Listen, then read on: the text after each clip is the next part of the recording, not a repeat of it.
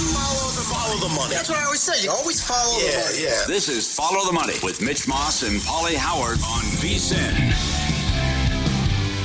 Good to have you on board here on Follow the Money, VSiN, the Sports Betting Network. This show is brought to you by DraftKings. Starting this hour off, talking NBA. We have less than a week to go now in the sport. So much still up in the air. Seeding, divisions, playoff matchups based on what's going to happen. And VSiN's senior NBA analyst, Jonathan Von Tobel, joins the program now. His show is called VSiN Primetime with Tim Murray, 6 p.m. Eastern, 3 p.m. out here on the West Coast. JVT, good morning. How are you?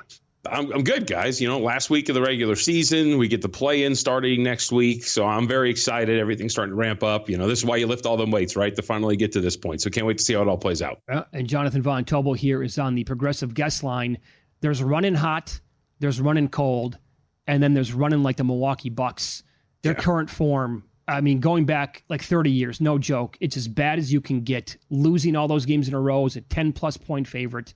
Backing that up with a bad loss against the Knicks.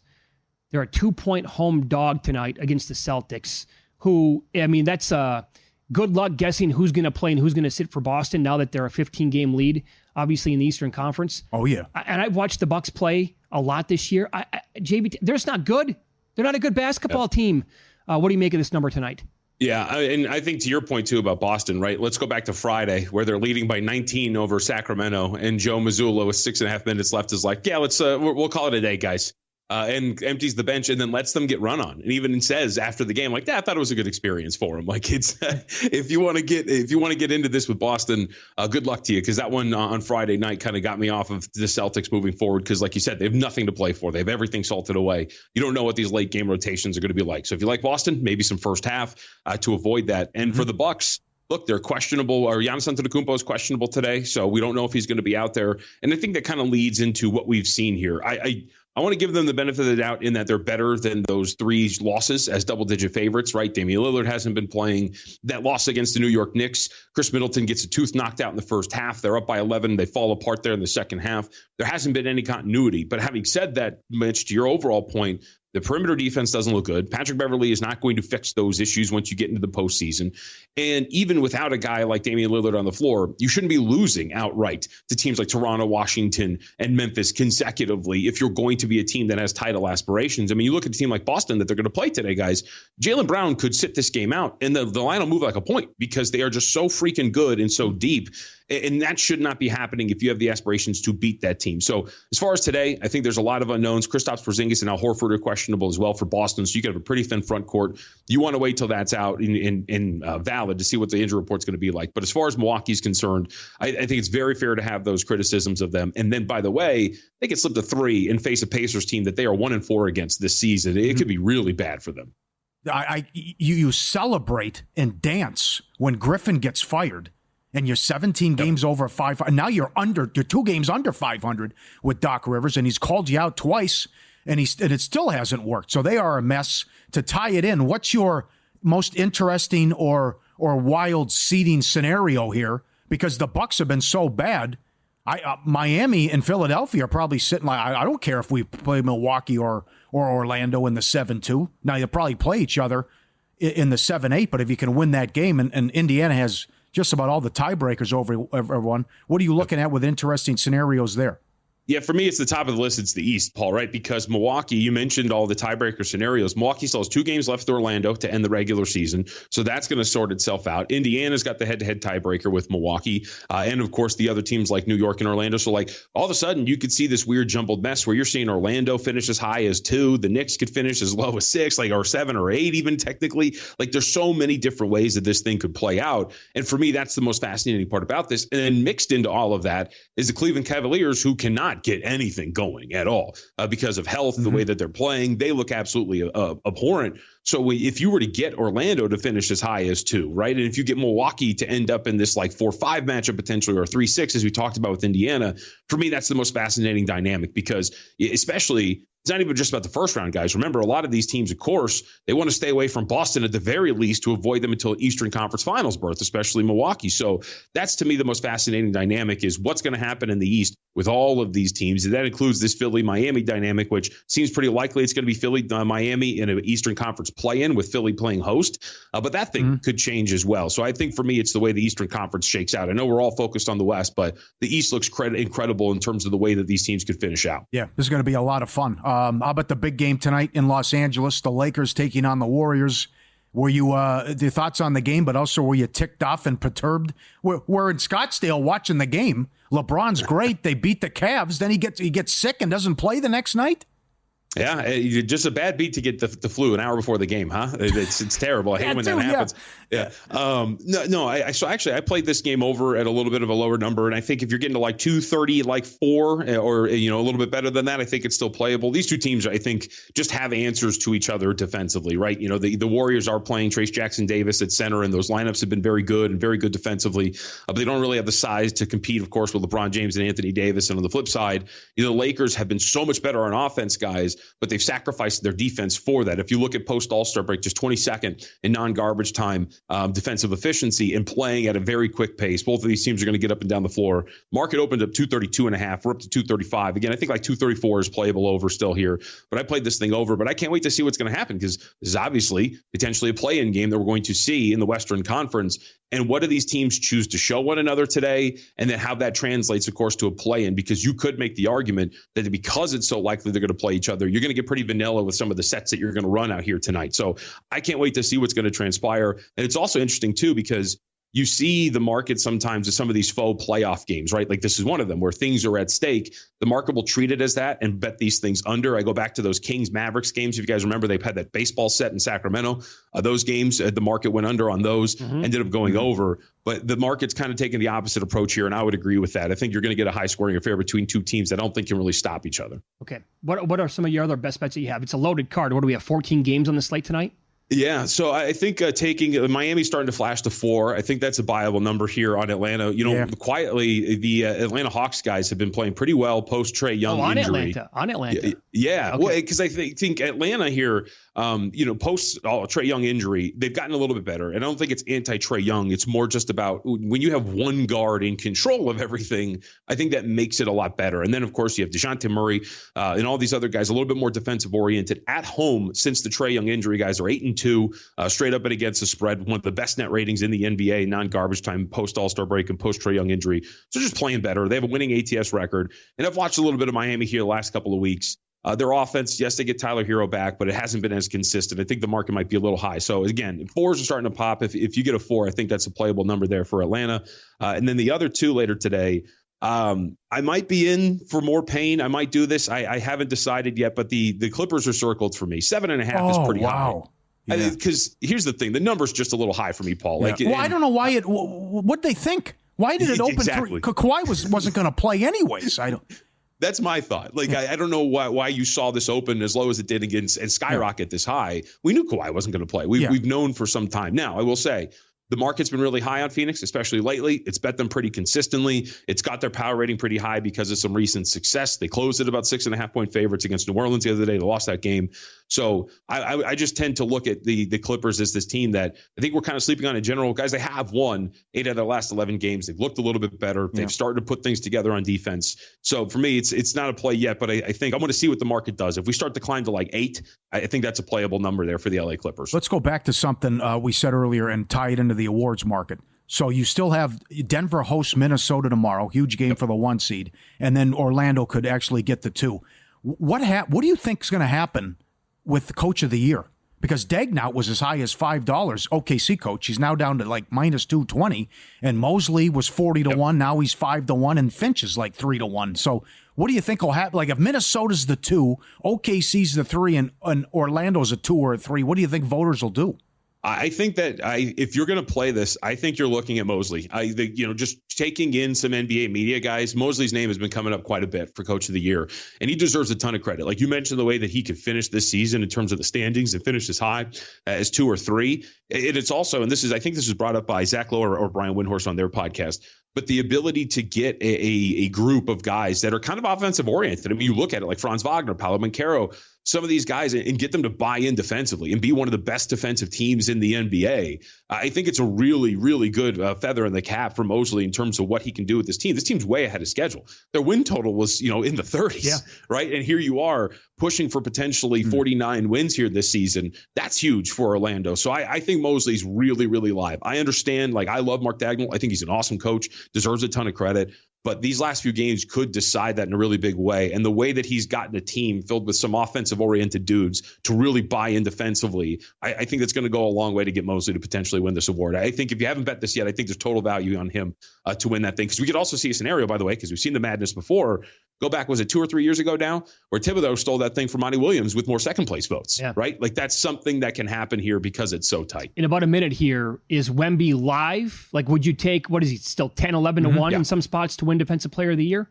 I think he's still live. When you have big name voices like Brian Windhorst kind of putting it out there hey, I might vote for him. I think the probability of him winning this award is larger than what the market would say. I also say, though, really quickly, that while I think that he is more live, I do think that we should be careful not discounting Rudy Gobert. He is very, very impactful as a defender. And I think we've kind of swung too far in one direction where we're acting like it's some travesty if he were to win this award, when I don't think that's the case. If you were to tell me either one of these guys won this award, I would be fine in either respect. But I do think from a probability standpoint, Victor Wembanyama has more of an odds or more of a probability of winning this award than 10 to 1 would indicate, yes. You can catch Jonathan Von Tobel's show with Tim Murray in the afternoons or early evening, depends on where you live. It's called VSiN Primetime, 6 p.m. Eastern and 3 p.m. out here on the Pacific time zone. JVT joined us on the Progressive guest line. Thanks, pal. Good luck tonight. Thanks a lot, guys. Appreciate it. Thank you. Up next, we'll recap last night's betting action with Win Some, Lose Some. This is Follow the Money on VSiN, the Sports Betting Network.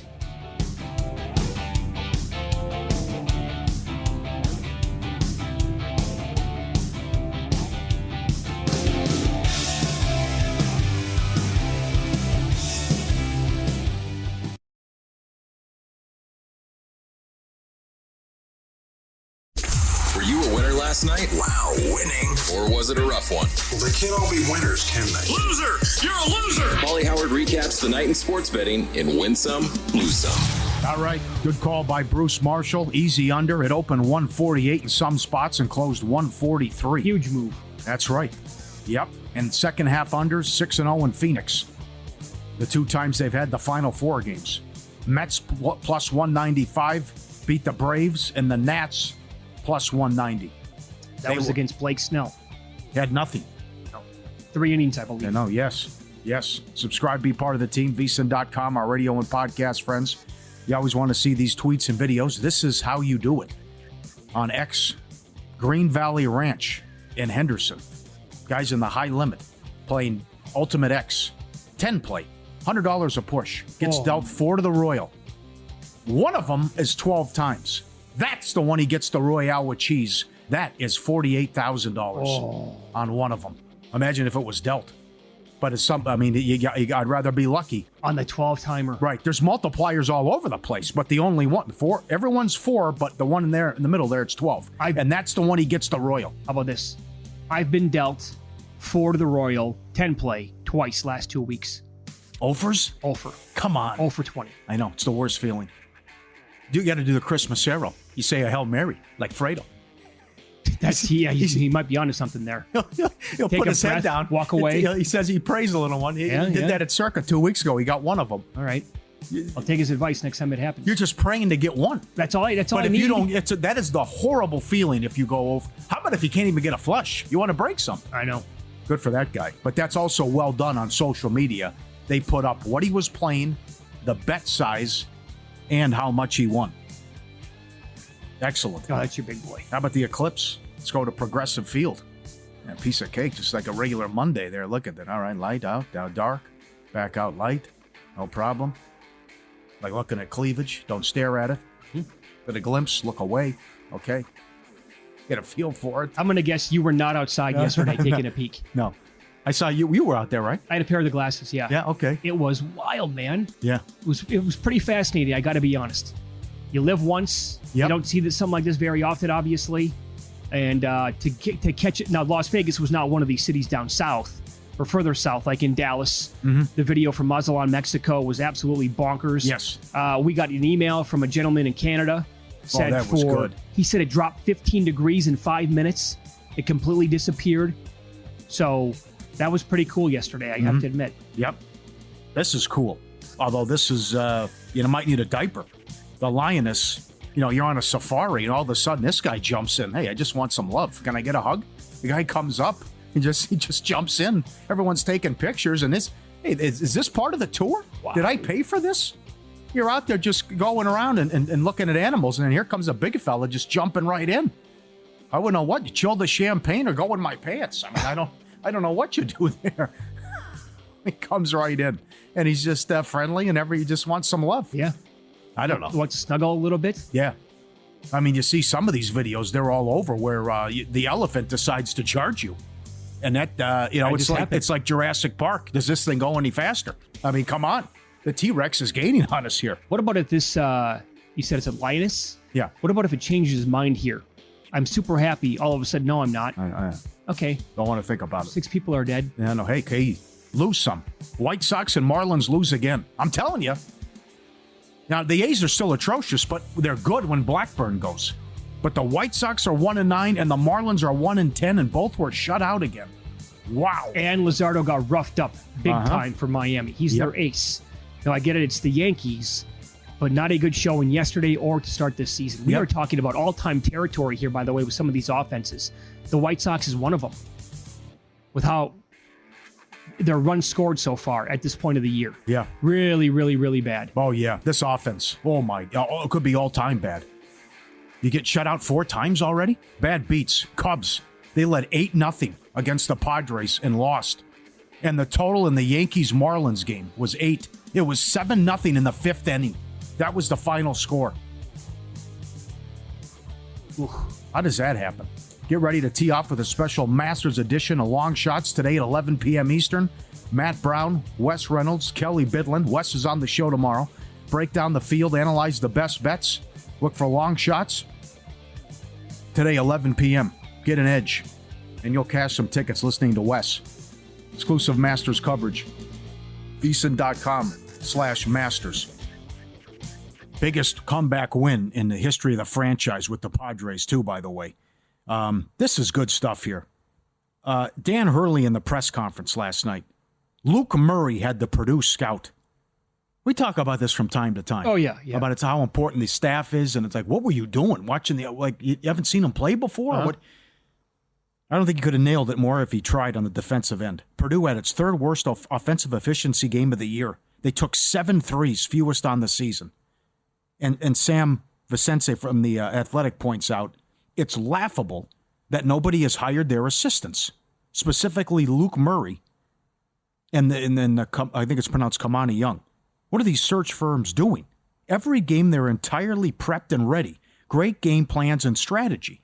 What are we doing here? And there's some other people on XNN about how their offensive sets, and maybe they just wear you down and they blow people out in the second half because it takes so much energy to defend these guys because what they run on offense, and it's just set after set after set and screen. Yeah. Could be something to it, but certainly we know they're the best coach team out there. I know Edey got 37 last night. I will say that, he was getting his against Klingon, but I thought Klingon did a damn good job defensively against him as well. He was not making it easy for him. Yeah. And there was that stretch, I want to say, tail end of the first half, into the beginning of the second half, where I thought, and I have to credit Zach Edey, to be that big and to play 39 or 40 minutes of every game. Yeah. Dude, that is awesome. Great job out of you. But he looked gassed, and I think he missed like 6 straight shots. So I thought Klingon overall, I know Edey's going to have 37, but if you think about what Klingon did last night, to go one-on-one with him pretty much the whole game, he was in a little bit of foul trouble. That allowed the perimeter defensive guys to do whatever they wanted against Purdue, to not even allow those guys to get attempts off. Forget about making it difficult and like being, 3 of 20 at the end of the game. They had 2 3-point attempts at a halftime. That's how elite they are.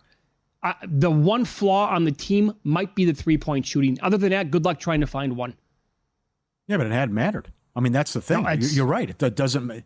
They didn't even shoot well that in the tournament, yeah. and they still blew people out. Other thing is, I can't believe the start time. Everyone was up in arms, but it happens once a year, and this is this particular day, and I don't get it. That game ended at 11:30 on the East Coast. What are we doing? How do you start your title game, your biggest game, at 9:30 on the East Coast on a Monday night? Absolute lunacy. Can't believe it. Today is going to be a 3 or 4 coffee day. In fact, I'm on number 2 already, and I got the good stuff. Why do they start it at 6:30 Pacific? It's like the Rose Bowl. We got to get that sunset.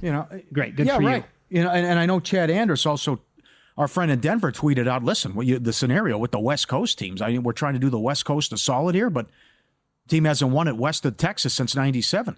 I mean, you're trying to help us out, but it's...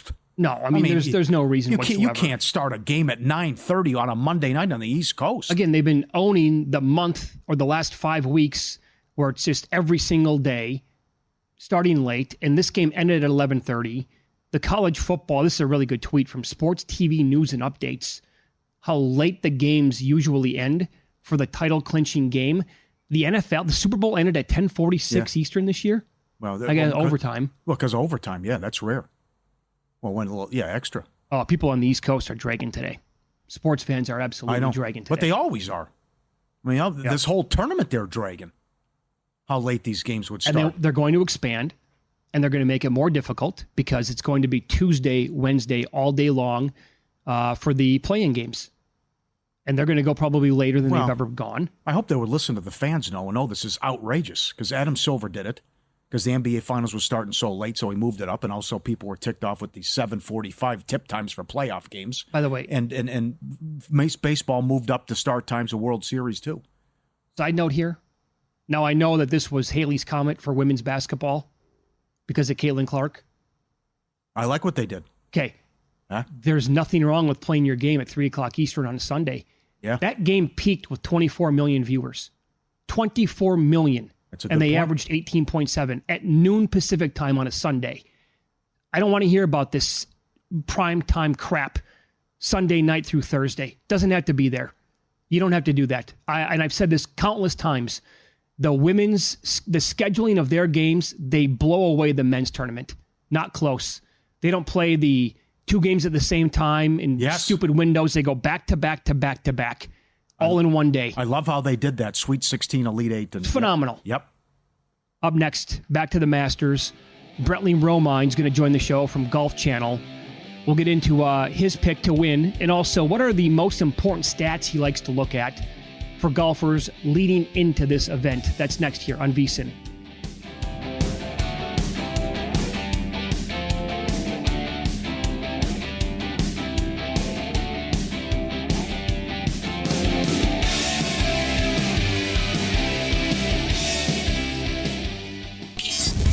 This is Follow the Money on VSiN. Limited time offering 2 weeks of our exclusive betting splits for free. Just sign up, VSiN.com/splits. It's updated with DraftKings odds every 5 minutes. You can check out future events as well. Take advantage of this limited time offer, VSiN.com/splits. Get your free 2-week access. Get it now, VSiN.com/splits. This week is so strong. Every year on the sports calendar, we go from the Final Four of the national title game right into the Masters. And Brentley Romine is kind enough to join us here early on a Tuesday to give us his preview of this great event. Golf writer at the Golf Channel, NBC Sports. He's on the Progressive Guest Line. Brentley, good morning. How are you? Good morning. Top of the morning to you. Yeah, I'm doing great. Back at you. Never a bad day when you're at Augusta National for the Masters. Yeah. No. There you go. I know my co-host Pauly here, he's obsessed with the menu that you can get. I'm obsessed with the prices. He's obsessed with the food. Like, what have you had so far already this year? What's your go-to item every year? You have to have it when you're at the Masters. Well, I feel like among the sandwiches, you can't go wrong with the egg salad. You got to try the pimento cheese at least once. But my go-to is definitely the egg salad. Prices are incredible. But then you got to top it off with a Georgia peach ice cream sandwich. We didn't have it a couple of years ago because of what people believe to be the supply chain issues. I think the Georgia peach ice cream or something like that, they couldn't get it, but it made a roaring return last year, and I've already had about 2 or 3. It's on like a nice little sugar cookie, and it's so good. I mean, it's amazing. If I gave you $20, you would get like 7 of those? Yeah, I think they're like $2. I don't know. We're fortunate that we don't have to pay, so it's free 99 for us. But yeah, I think they're like $2 or $3. So yeah, I mean, you can't go wrong getting like 6 or 7 of those for sure. Yeah, they sound amazing. Good for you. Yeah, you're living the dream. No kidding. Okay, so of all the stats that you look at for this event, and I've read a bunch of previews so far, the trends over the years, important things that need to be considered. Like, what to you stands out? What's the most important thing or two that you really file away leading into this event for guys that you maybe want to pick to win? Yeah, I mean, this is kind of a no-brainer. Obviously, when you talk about Augusta being a second shot golf course, I mean, strokes gained approach the green is kind of a stat that everyone gravitates towards. I like to maybe expand it a little bit and look at proximity to the hole normally, because it just shows like if a guy's ranks high in both of those, like they can hit their spots. I mean, it's so important on these greens too, because depending on where you land it, like your ball could repel like from the green, or you could use a slope to get close to the hole. So I think that's huge, but I think it's a stat that no one really talks about that much is strokes gained around the greens. Because again, these greens are hard to hit. No one's hitting a lot of greens. So you have to have a good short game. You got to leave yourself in the right spots.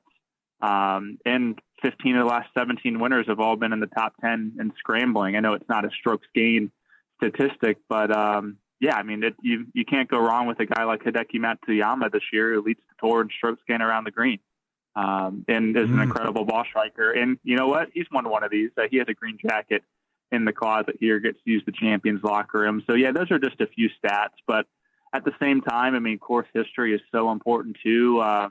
There's several factors that go in it, and if I had all the answers, I wouldn't be, I'd be in a different field. I'd be in Vegas or something. Yeah, right. As an expert, how about the timing with what JT did in making the change with the caddy? Yeah, that was a little bit shocking to me. I had heard some rumblings after Valspar that their time together could be short, that being with JT and Bones.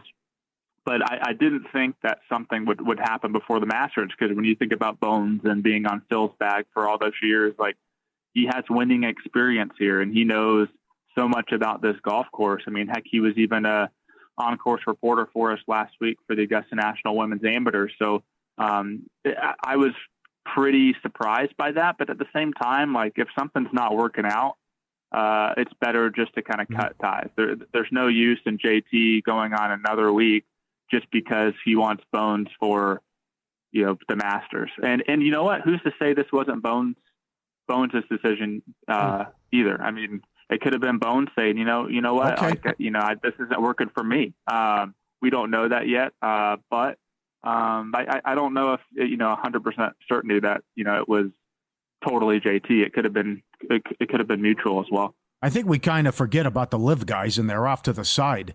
But certainly the history with what Koepka's done here in majors. How do you feel and like about his game right now? Yeah, I mean, if you throw out the 2 missed cuts that he had here because of his knee and not being 100% health-wise, I mean, he's got 2 tied for second finishes. I mean, he's been in the mix. Last year, he had the lead after Sunday morning going into that final round, and Rahm caught him and passed him. But yeah, Brooks is one of those guys. I know he didn't have a great event last week at Doral for Live Miami, but again, I mean, this is no news flash, but the guy basically lives for 4 weeks a year, and that's the major championship. So I mean, like, you can't discredit him for a bad performance last week. I think if you're talking live guys, I mean, you got to look at a Joaquin Niemann, who earned himself a special invitation into this week after a stellar last few months in which he's won the Aussie Open and won on live. Like, he's someone to certainly watch. He's a former low amateur here as well. Patrick Reed's probably someone who has good history around this course, has a green jacket. Dustin Johnson, although he's a bit of a wild card, I think a super risky play in terms of, fantasy or betting or whatever people do, either their Masters pools with their buddies. He's kind of a risky play, but yeah, I mean, those are kind of the 4 that that I look at, and I'm sure I'm missing. Obviously John Rahm too. Sure. You can't forget about the reigning green jacket winner. What is your outlook for this event this year for Rory, and where do you expect him to finish come Sunday? I'm not super high on Rory this week, and maybe it's just kind of the fatigue of wanting him to complete that Grand Slam and feeling like this is his best chance year after year, and so maybe kind of him flying under the radar a little bit, at least in my mind, may lead to a winning week for him. But just a lot of changes. I mean, going to see Butch Harmon and not getting here into town until today, kind of ramping up his schedule, playing a lot more on the PGA Tour in the last few months to start the year than he normally has. Played last week at Valero. Going back to the stats, I mean, his strokes gained approach the green is the lowest I think it's been, or if not ever been, heading into this week. So there are some serious concerns about Rory, but maybe that's what he needs. I mean, last year in his pre-tournament presser, I mean, he'll talk today at 12:30 Eastern time, but last year he just talked about like wanting it so much, and like he just gets in his head so much because he just wants it so badly. And so maybe having lower expectations this time around and doing things a little bit differently will help. I know that miscut last year stung him really bad. I mean, we saw that in the Netflix doc too. Like that was one of the lowest points of his career. Just leaving here that week after so many high expectations. But hopefully flying under the radar for him a little bit will help. You think Tiger will make the cut? Well, I mean, there's only 89 guys in the field, right? The top 15 ties make the cut, and you got a handful of past champions like Fred Couples and Jose Maria Olazabal, Vijay Singh. Those guys are kind of destined, I think, to trunk slam on Friday. So I think Tiger could sneak in there. I mean, again, like if you would ask me in 2019, was he going to win? I would have said like absolutely not. Mm-hmm. But I'd probably say that this year, like absolutely not. He's not going to win. But I could see him sticking around 4 days, and hopefully, his body holds up, and we don't have a repeat of what we saw last year, where he's withdrawing 7 holes into his third round, and then he's having surgery just a few weeks later. So I think anything's going to be an improvement for that if he can get in 72 holes. So Brentley, we have 90 seconds here. Ultimately, who is your pick to win this year? This guy's burned me way too often, but I think Xander Schauffele. It's kind of one of those things like Scotty is the overwhelming favorite, and on the spot, like I'd pick him, but to go a little bit different, be a contrarian, I think this is the moment when Xander finally gets it done. Okay, very good. You can follow Brentley on X. He's at Brentley GC. Does a great job for the Golf Channel, NBC Sports as well. Brentley, thanks so much for the time. Enjoy the entire week. Awesome. I'm going to go get one of those ice cream sandwiches. Got me hungry. Tweet it out, please. Yes. I want to see video of it. I want to see what it looks like. Yeah, I got to get my hands on one of those one time. Thank you. Yep. Oh, he loves it. I mean, give him $20. He's going to get. He joined us in the Progressive Guest Line. He mentioned Butch Harmon, and everyone loves the history, the course. But I tell you, the security does a great job, and I know I talked to Butch Harmon about it, and he can't stand Baba Booey, mashed potatoes, who can get in the hole on a tee shot on a par 5. None of that happens. You do it, you're out. They come right in. That's take care of the way it should be. And they do an excellent job at every golf course in the world. Yep. Follow the money here on VSiN, the Sports Betting Network. In Pocket Plays, our best bets coming up here.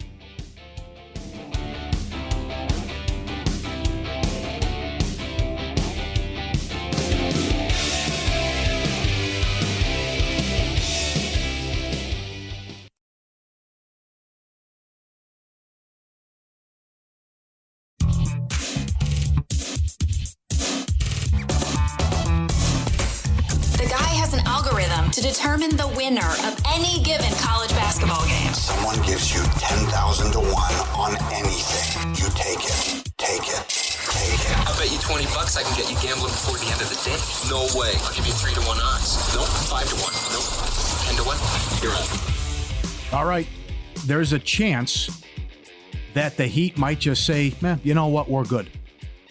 And we're going to be in the 7 and 8 game, and we trust our coach and Spoelstra and Butler, and you tell us where we're playing and we're ready to go. But it's a big game for them. Number one, it's huge for the win total, and it's huge for seeding, both clubs.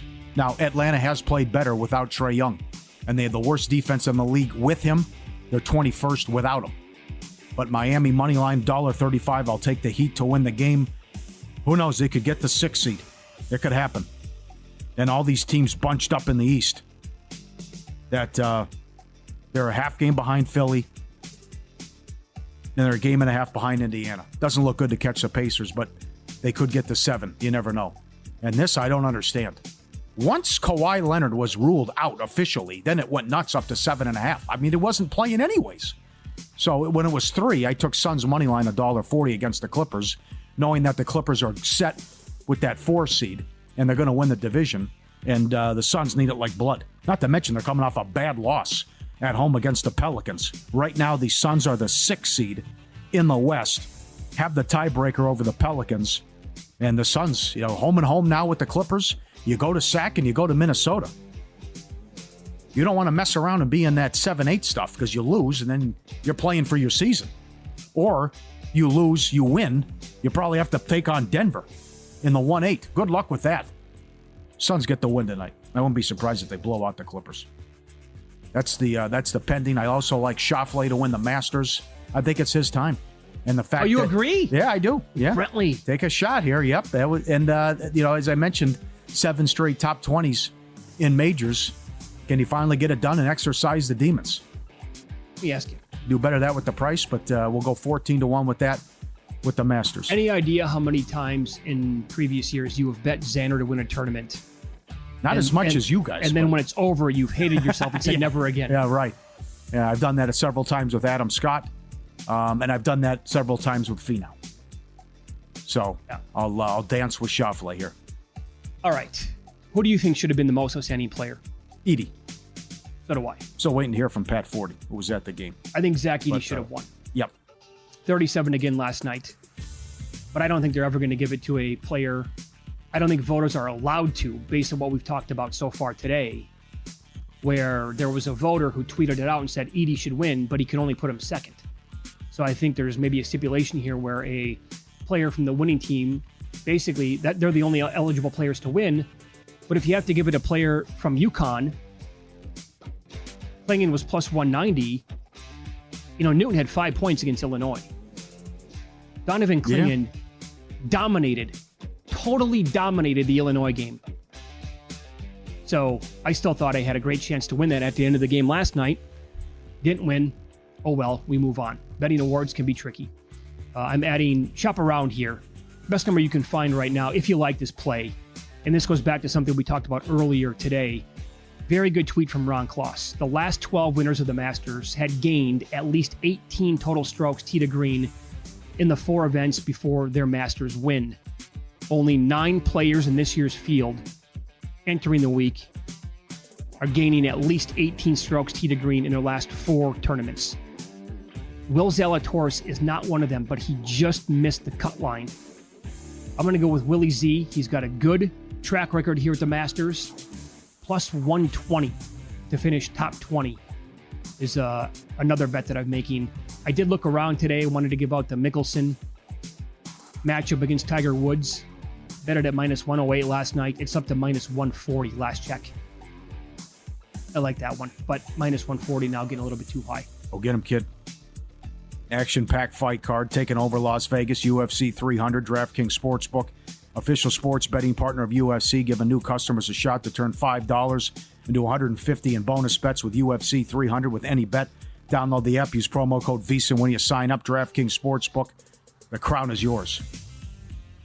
To make the playoffs at DraftKings, Lakers $1.10, Sac minus 150, Pelicans $4, Suns minus 550, Heat minus 1,000. To participate in the play-in, Heat minus 450. Philly minus 240. Ooh. That should be a lot higher. Pacers 2-1. Pacers have all the tiebreakers. Give me the West. They have to go to the Cavs, though. Okay, Lakers minus 2,000. Sac minus $9. New Orleans minus 180. Phoenix minus 170. Yeah. Can I get the no on that with the Suns? Okay. I want to be able to bet that because I have several bets tied into them. Get that. Somebody's got to offer the no on this. I want to bet the no. What do I have? I'm looking at the BPI. Top 6, 42% chance. And to make the playoffs, where the hell did it go? 85%. ESPN BPI. They give Minnesota a 50% chance to win the division. Well, they're a good-sized dog. They're a good-sized dog tomorrow in Denver, and Murray's supposed to play. How about that? They get them. The timing of that game. Yep. Well, I mean, we're questioning, like, the Bucks get the Magic twice. Well, how about New York? The Bulls get the Knicks three times in the last eight days of the season. Where'd they come up with this? Yeah, they play again tonight. I'm surprised the Knicks are laying 4. They just played and lost. This should be more like the NFL, where the final week or the final 10 days of the season is nothing but divisional opponents, just in case. How perturbed were you with what happened Sunday? Laker game. Because we're at Scottsdale, beautiful DraftKings Sportsbook. LeBron looks great. Lakers win the game, huge win. Now, the next night is the biggest game of the season. They have a chance to get the 7 seed, and they're playing Minnesota. And 2 hours before the game, he's out with illness? Right, they came out of nowhere. Yeah. So the way it was listed again on the official NBA injury report, suddenly, late in the day, Pacific time, it popped up, out, flu-like symptoms. So he developed, my question is, you developed flu-like symptoms happened? 2 hours before the game, but you didn't have them earlier in the day? Little notice, right? Come on. You guys want the integrity fee. They only fined the Sixers $100,000 too for the Embiid nonsense. But it's what happened? Food poisoning? What happened to the guy? Maybe. I mean, in that short a turnaround. It's a good question. And now he's questionable tonight, and so is Davis. And then Davis gets poked in the eye, and he has to leave the game. And Naz Reid looks great, and there's a great performance, and the T-Wolves are awesome, and they take out the Lakers. And now the Lakers got to beat Golden State, or they're going to be in that 9-10. Well, I recently got sick as a banshee in February. I will say that it came on in like 2 hours, where I just, it was in the early afternoon, and I told Lorraine, I'm like, I got to go lay down. I'm not feeling right.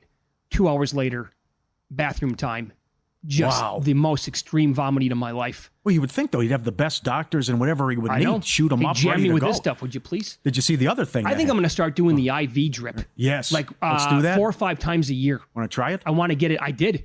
Oh. I did it after I got sick as a dog. And so, and I felt great. I think that's got to be part of the like the monthly routine or the bi-monthly or whatever. A guy in Dallas does it when he comes out here. Guy's double fisting at 11 in the morning. Cheat code. Now, what do you want to do here? The other thing, well, I want Luke to play the real video. I don't know. I don't know. This, come on, she's at an NBA game. She's out in the public. She's not topless. I know. Luke won't put it on air. She's not showing anything. Well, thanks to everyone who sent it in. But the other thing is who was at the game Sunday. Front row. My future ex-wife. Megan Thee Stallion was at the game. Now, the purse is conveniently placed where I can't believe what she was wearing. And the video is of her coming down, taking her seat courtside in what she was wearing. And the reason why the video, well, it took off for several reasons. One, because it's her and what she's wearing and how she looked. But the person had a pretty good question up. It was like $500,000 or you get a date with Megan Thee Stallion. One person said, I know what Pauly Howard's going to take. And I should have responded, I didn't. Like, I know what we're all going to take. Yeah. You're going on a date with her. Oh, You're turning down the 500 G's, man. Come on. She's gonna wreck a lot of people, and she would wreck me. I'll tell you that. You would have no chance. And it goes back none of us would. I mean, can you imagine though? I mean, she is beautiful and talented, and she knows it. And that is, you will get me a purse. We go through this. You've been married, and what I have to go through, and how about a purse and Valentine's, and I want this and the implants and whatever, and it's like okay, it's like. But what she is wearing, sitting down, and the video of the older white lady sitting next to her. And just like, what is going on? Because she's posing for pictures, and they're taking pictures of her because they put you up at the Jumbotron at the Laker games. And the gal looking next to her like, what is this? It's like a grandma and grandpa from Iowa. Oh, I know. At the game. Totally, it's what it was. It's priceless. With their the reaction of the lady next to her about what's going on here. No clue what's going on. And it reminds me of when she threw out the first pitch. Was it the All-Star game? It was in Houston. In the Houston, where she's from. And she had to jump off a 9-story building to get into those jeans. Yeah, right. Couldn't get a dime in them. No way, no chance, no how. Big fans. Big fan. And she loves dogs. She's got a French bulldog. That's right. Oh, man. Loves dogs. All right. We have shows all day long on the network, including a numbers game, which is up next with Gil Alexander. You can listen at vsin.com. See you.